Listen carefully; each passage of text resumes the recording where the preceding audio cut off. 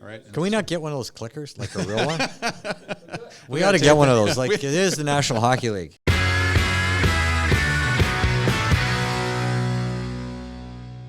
Pleased to welcome Mark Chipman to the latest edition of Ground Control, the official podcast, the Winnipeg Jets, as we look forward to the 24-25 season. Cole Perfetti gets done yesterday as we tape this podcast. How nice is it to get that out of the way as training camp continues to evolve? Oh, it's great. I mean, you always like to get those deals done, and I really commend Chevy and Larry. They put in a lot of work over the past few weeks, and so I think everybody's really pleased that it's finally done. How does the organization deal with all the outside noise in a situation like that? I just think we tune it out. Like, yeah. You've been at this long enough for it just. Yeah, I mean, you can't allow those influences, to push off course. And I think, one of the things I'm most proud of with our hockey ops team is just how disciplined they've been since day one. Mm-hmm. So yeah, I mean, those voices, wherever they may come from, are certainly entitled to their views, and that's a big part of the game, for fans to get their information from, and to have some back and forth. But I can tell you, I mean, personally, I don't have any social media accounts.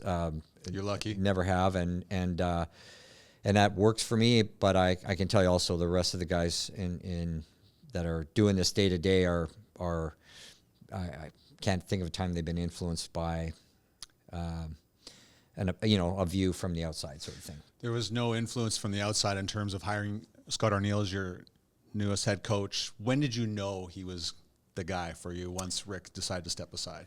Well, for me, I think it was always Scott's job. Yeah. I mean, when we, one of the things that I was really grateful for when we hired Rick, was when he was asked who he was thinking about for assistants, the first name that came up was Scott, and vice versa. When we talked to Scott about that job, he right away mentioned Rick. So that's why we hired them both. And I had a quiet hope that, in that associate coach role, that when Rick decided to step down, Arnie would be a logical candidate for it, and it allowed him to build the relationships with our team over the past couple of years, which I think are really, really helpful. And honestly, as strong as I feel about Arnie and Chevy does and our whole group, I don't think anybody felt stronger about him as being our coach than the team inside the room.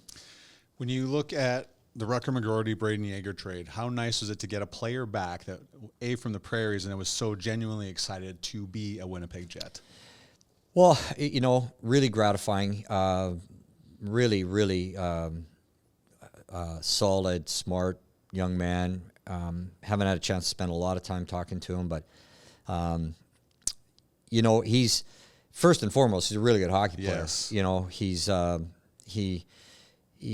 I recall how much time our group had for him during his draft year, and he hasn't disappointed at all. I think he's, from my limited observation, he's going to be a really good NHL player. And it's grateful or gratifying, I should say, to have somebody that felt strongly about coming here, which is maybe a story for another day. But I think again, credit to Chevy, and not just in that instance, but in the relationships that you build over years and years and years that can lead to something like that actually coming to fruition.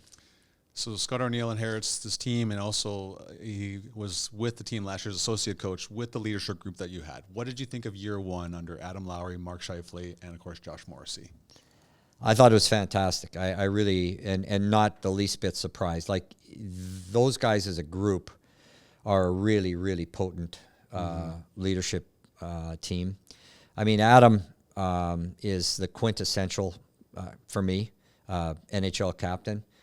He's got a servant leadership mindset that, is, I don't want to say rare, but it's a little unique, and and so I think he's done a phenomenal job, and I think Josh and Mark have really complimented him, and as a consequence, there's a really palpable, positive vibe amongst the group that I'm able to detect, and it existed last year. Adam really hit the ground running as a captain, and I think he'd had the benefit of seeing some very strong leadership from Blake over the years, and it's I think it's a position that you want to grow into. It's thrusting it upon a young player can work, and it can not work. So I think the timing was just right. Like it became, this team belongs to that group now, right? Like it's those guys that we drafted early on that are the core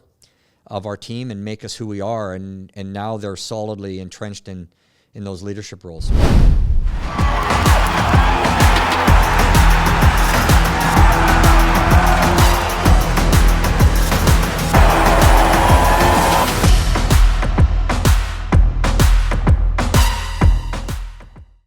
Hi, I'm Adam Lowry. Adam Lowry with his second of the night. And this is the Ground Control Podcast. I know they're not here anymore, but we can always show appreciation for the players that have been here. You just said that about Blake Wheeler, but what about Brendan Dillon and Nate Schmidt, who were here for 3 great years? Yeah, I miss them already. I mean, Schmitty was just a wonderful guy to be around. Always very, very positive. He came in here and filled that spot really, really well. When we had a gap, and I thought he did a really good job for us. Same thing for Dilly. I got to know him very well, and just a wonderful young man, and saddened to see him go. Wish him all the best in Jersey, but a true warrior, stand up for your teammates, honest. I don't want to say old school, but maybe I could. He might take that as a compliment. Just the kind of guy you love to have on your team. Switching gears a little bit here, with their departure, that opens things up with the log jam at the defense position. One of that thought process, and going back to last season, was Ville Heinola. Have you had a chance to talk to Ville since the latest news about his health, and how difficult has this been for the organization and for Ville itself? Yeah, I've spoken to him. I just feel so badly for him. I don't know what to say to him, to be honest, other than I'm sorry. Like, this is not fair what he's had to endure over the past few years. He made our team last year, I really think Ville's going to be a really solid NHL defenseman, and it's been a lot for the poor guy. It's a setback, but I also think he's very, very capable of overcoming this, and he knows where to go now. He's been in this situation, and he's got the tools that he can draw on to get him through this.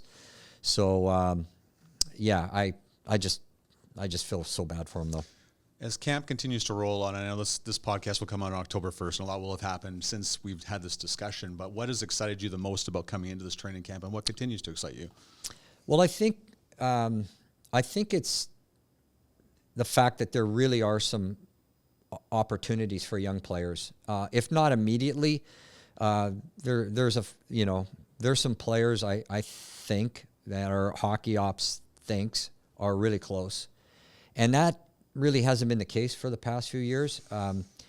And so, the core of our team obviously is very much intact, but there are some really talented and exciting young players that have been in the oven, so to speak, for the past few years, and so that excites me. And so it just gives you something very specific to observe and watch during camp and during exhibition games to see how far along these guys have come. It'd be crazy for me not to ask you about the new assistant coaches, Davis and Dean. What kind of attracted you to them, and how quick, what was the kind of ceiling point for them to be hired as the assistants? Well, that was all Arnie. Yeah. I mean, I didn't have anything to do with that, but what a great couple of guys. I got to know them better at the draft. Well familiar with the Chanel family. Know his brother well, knew his father, but Davis is a wonderful guy as well. And we quickly discovered we're talking about the past as you do. And Davis played for San Antonio in the International Hockey League. And there was one particular game way back then when they made it, but their gear didn't, and they had to wear our practice jerseys to start the game and our sticks, and so it was a debacle. And so we had a lot of laughs about that, and it just kind of a reminder of how, this hockey world we live in. It's just a whole bunch of really good people trying to win hockey games, but histories invariably intersect, and so that was fun. I mean, they're both really, really talented coaches, and what I was kind of taken by is in talking to them is the outside perspective they had of our team. Like we're so close to it all every day. You can sort of lose sight of what you have here, and I think they're both really genuinely excited to come and work with this group because of the talent that they see here. Sarah Lusky's told me if you're going to interview Davis and Dean, don't do it separately, do it together, because I hear they're quite the duo. Yeah, they could take it on the road, those two guys. Like, they are really, really funny and complement each other very well. You just talked about the draft. What were your thoughts on what Vegas pulled off in the last one? I don't know. I haven't given that... There's a lot, hey? There was a lot going on there. Yeah, I haven't really processed that one, to be honest with you. I just more focused on what we were doing, and by all accounts, just looking at a couple of the kids that were here, in Kevin He and Kieran Walton, Big Wally. Oh my gosh, they didn't look out of place at all to me. And for being like 18-year-olds coming into a pro camp, I thought they made a really good account of themselves. What did you think of the genuine excitement for Kevin when he got the assist the other night in Edmonton, and just how happy you must have been to watch that? Yeah, he's just a remarkable young man. He was so humble, and he was so excited about being drafted. And what we didn't know was that Kieran and he are best friends. Yeah. And that was the first thing he said to me, after the draft, and got to visit with him and his family. And I mean, the first words out of his mouth were how excited he was that we had drafted his best friend, because he was really concerned about, where he was going to get drafted. And I didn't know that. Nobody knew that. Yeah. So yeah, they've been lifelong friends. So that was kind of a nice coincidence. How enjoyable is that to visit with the families after you've drafted their kid? Yeah, it's one of the best days of the year, to be honest with you, because it's so exciting for the families, and there's just so much for them to process. And for Kevin, it was, we had NHL following him around from the moment he woke up that day, because of the historical aspect of his draft. And he, the stories were how badly he felt that he had this group following him around, and he was wanting to make sure they were getting fed, and which is, a really good indication of how solid a young man he is. But yeah, meeting with the families is always, it's one of the best parts of this. Decentralized draft thoughts? Yeah, I'm not crazy about it, to be honest with you. I like the draft the way it is. I see the benefits in it, but I there's something about the draft that it's not just the draft. It's, you're there for a few days, and it gives you a chance to connect with a lot of people that you might not otherwise see, and those relationships ultimately they're important, Yeah. and so I wasn't one of the. I mean, this came from the GMs, and so you got to respect that. And it was their will, and so as owners, we accept that. I was, I've been really hopeful that we're going to get the draft here, and I had a picture of it in its existing state in our building, on a beautiful summer day. I mean, we can can be here, obviously. Yeah, I think there still can be a public aspect to it, where the, there's going to be a location where the top kids come in. But I just kind of wish that we I hope I don't get in trouble for saying this. I don't think I will, but I liked it the way it was. Any chance that it comes back to its original form down the road? I don't think so. I think we got to give this a run, and we're pretty familiar with this format. It's what we did during COVID. Yeah, it was a remote draft then. It was not fun, but it wasn't fun. No.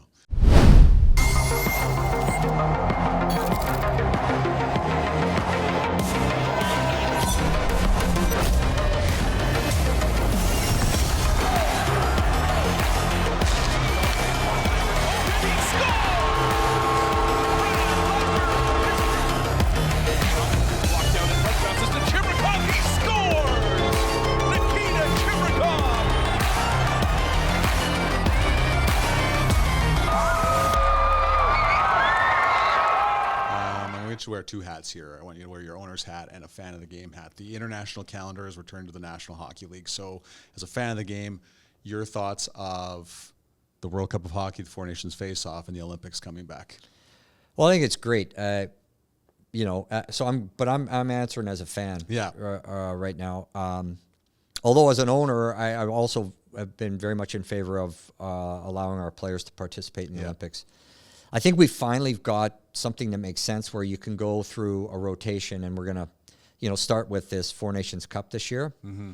And then, we'll go into an Olympic year, and then every 2 years, there'll either be a World Cup or an Olympics. And I think that makes sense. I think fans want to see this. Yes. They want to see the best play against the best, and especially in the Olympics. So that's a good thing. From an ownership perspective or an operational perspective, the biggest challenge is what it does to our schedule and how it compresses games. And our schedule's tough enough on our guys. Yeah. You had a nice schedule last year. We had a great schedule last year, and it probably had something to do with the fact that we finished fourth overall. The games are so narrowly, decided on any given day. So we got a much tougher schedule this year, and I just worry about the wear and tear on our guys. It's a long, grueling season, and so when you compress it, it's just that much more difficult. Well, fortunately, it seems like you have a lot of depth within the organization. Hopefully, there's none of that. But do you notice that maybe a pep in the step of Josh Morrissey and Mark Scheifele and Connor Hellebuck and Kyle Connor, for that, just to name a few, or four guys actually? Those guys go so hard all the time. Yeah. Anyways, I haven't really noticed that. But if you just went and watched one of our practices, you're going to see if we're doing a conditioning skate, and the guys are separated into groups, you're going to see Josh take off every time, lead that group, and Mark's going to do the same thing, and Adam's going to do the same thing.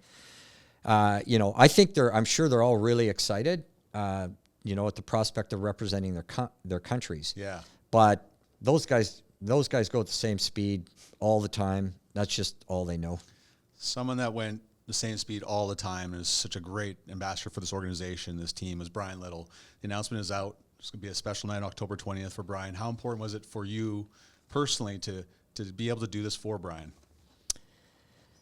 Well, I mean, very, and I think even more so for our organization and for his teammates. Mm-hmm. Brian was a really unique player, teammate. You got to draft players like Brian. They don't just fall in your lap. And I'm not sure, with all due respect, how much people really understood his value to our team. As a really, really talented second line center that was just revered by his teammates and players across the league. He carried himself in such a humble and respectful way.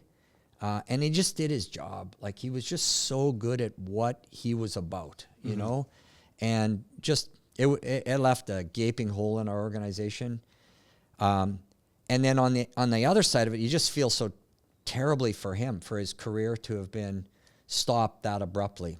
But I remember, visiting with him after it happened. He just had this ability to take it in stride and never felt sorry for himself, and was still more concerned about how our team was doing that year. And so this won't go anywhere close to being enough to giving him the recognition that he really deserves, but it's our best attempt to. How do you think he's going to handle it? Because he does not like attention. No, he doesn't. I think he's going to struggle with the attention. But I think he also knows that this, his teammates want to see this, and our organization wants to see this. I mean, I think if we had never done this, he wouldn't be. He's not the kind of guy that would have ever, been concerned about that. But because he, as you say, he's not a limelight guy, but he is.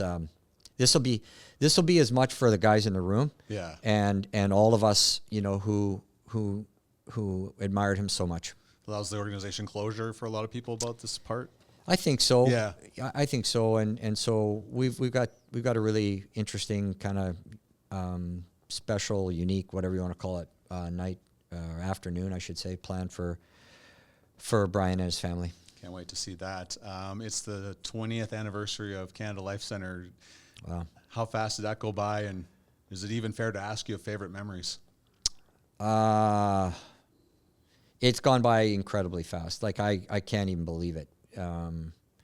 You just you saying that is like is kind of hard to process. But